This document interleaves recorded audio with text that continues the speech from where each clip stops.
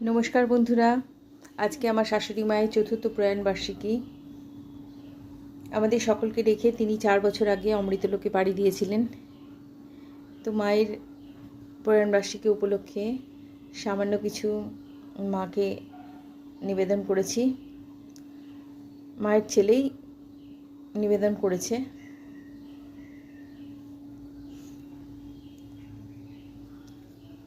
তো এই বিশেষ দিনটি উপলক্ষে গতকাল আমরা গিয়েছিলাম মায়াপুর।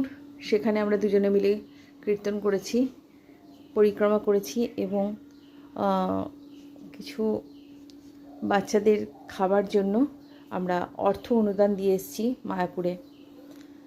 তো ওনারাই বালক ভোজনের আয়োজন করেন এবং ওনারাই সেই আয়োজনটুকু করে দেবেন আমাদের জন্যে। তো আমরা সেই সামান্য অর্থ ওদের হাতে তুলে দিয়ে এসেছি। মায়ের বার্ষিকীটা